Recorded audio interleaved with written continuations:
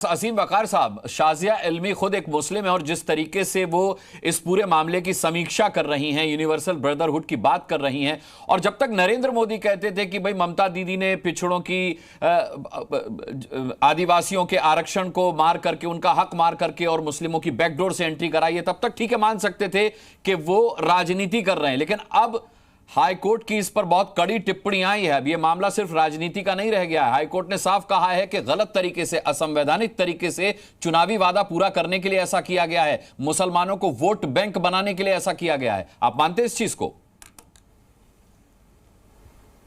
मैंने देखिए, सबसे पहली बात तो अनुराग मुस्कान साहब, मेरी पहली मुलाकात है आपसे जी।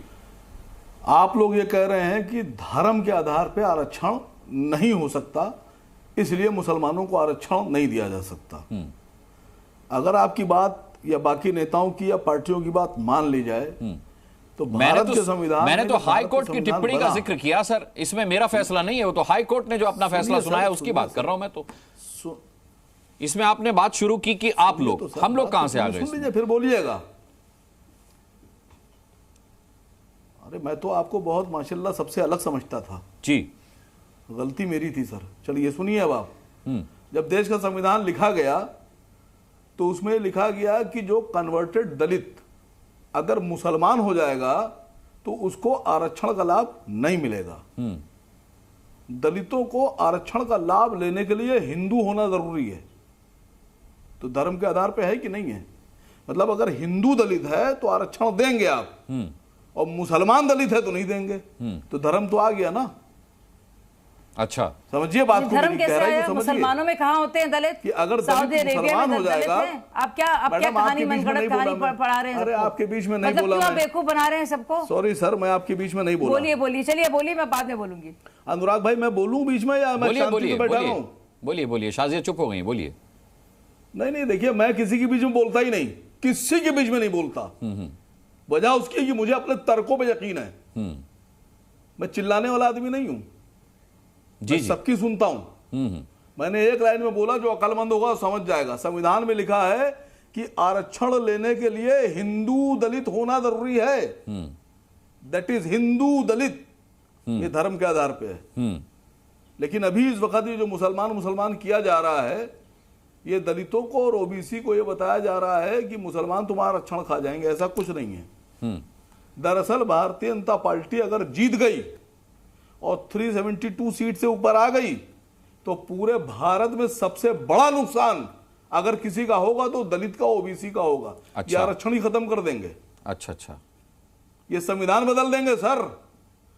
और ये पूरे देश के चुनाव को भटकाने के लिए, राह से, ये मुद्दा चेंज करने के लिए, एजेंडा चेंज करने के लिए देश का, ये इस वक्त ये आरक्षण मुस्लिम लेकर आ गए। आप तो कह रहे थे मैं तथ्यों पर बात करता हूं, अब आप कह रहे कर देंगे, हो जाएगा, ऐसा होगा, वैसा होगा। ये तो कपोल कल्पित कल्पना है कि संविधान बदल देंगे। इसका क्या आधार है आपके पास? हमारे देश के संविधान में धर्म के आधार पर नहीं, आपके पास आप गारंटी इजाजत है, अनुमति नहीं है। सोशली बैकवर्ड, और उसमें भी मैं आपको बता दूं, आप भी जानते हैं, आप मुसलमान मानते हैं, आप जानते हैं कि इस्लाम में कहीं पे भी ये कॉन्सेप्ट ही नहीं है। ये पूरा कॉन्सेप्ट जो है, दे दीजिएगा। नहीं, आप जवाब नहीं दे रहे हैं इस बात का भाई साहब। देखिए, मैं कह रहा हूं, मैं जब बोल चुका हूं तो मेरे बाद जब कोई बोलेगा तो मेरी बात मेरी जो मैंने कहा वो काट दीजिएगा। बहुत बेहतर, ठीक है। बहुत बेहतर। पार्टी के तमाम नेताओं ने कहा कि 400 अगर आ गए तो संविधान बदल देंगे, हमें चाहिए 400 सीटें इसलिए कि संविधान बदल देंगे। आपके मेरठ के जो प्रत्याशी थे अरुण गोविल साहब, उन्होंने बोला भारतीय जनता पार्टी के। अरे पर भाई साहब, आपके तो इतनी सीटें भी नहीं, तो आप अभी से बदल रहे हैं संविधान। आप तो अभी से संविधान बदल रहे हैं। कहां बदल रहे हैं मैडम? हम लोग तो देश को जगा रहे हैं कि बीजेपी से होशियार रहो। सोच आपकी है कि जो संविधान में तय किया गया है कि जो भी आरक्षण दिए जाएंगे वो वर्ण प्रणाली में जो निचले उसके हैं, उन क्षेत्र उसके हैं, आप खाली ये बता दीजिए कि आप लोग दलित और एसटी, संविधान के साथ खिलवाड़ कर रहे हैं। कास्ट का आरक्षण बदलने पे क्यों तुले गए? आप पूरा क्यों मंडल चाहते हैं कि कमीशन के आरक्षण बाद खत्म कर लागू दिया हुआ जाए? था, मैं पूछ रहा आप हूं उसी आपसे। के बारे में कह रहे हैं कि इसमें मुसलमानों को भी लाओ। मुसलमान तो अरे आप भी मैडम, हैं, हम भी हैं। आपकी और बकर भाई, पार्टी और आप आप भी ये क्यों कसम खाइए और चाहते मैं भी हैं? कसम खाती हूँ, आपकी और पार्टी जरूरत और भी नहीं आपके है हमें नेता कसम ये खाने क्यों की, चाहते हैं लेकिन कि हम जानते हैं संविधान कि से हमारे आरक्षण मजहब खत्म में कर दिया जाए। वर्ण प्रणाली है ही नहीं। वर्ण प्रणाली तो हमारे मजहब में है ही नहीं ना। वर्टिकल हायरार्की जो है या वर्ण प्रणाली जो है हमारे मजहब में कहाँ है? सऊदी अरेबिया में आपने सुना है, जहां से इस्लाम की शुरुआत हुई। देश से गुजारिश किसी भी करूंगा मजहब, आप किसी भी देश को ले भारतीय जनता लीजिए, पार्टी जॉर्डन कल की को बात कर पछताना लीजिए, पड़ेगा। चलिए आप यूएई की बात कर लीजिए, आपने पछताना कभी सुना पड़ेगा, है? सर। तो आप क्यों यहाँ पे, आप लोगों ने क्यों यहाँ बीजेपी पे को वोट जो दिया।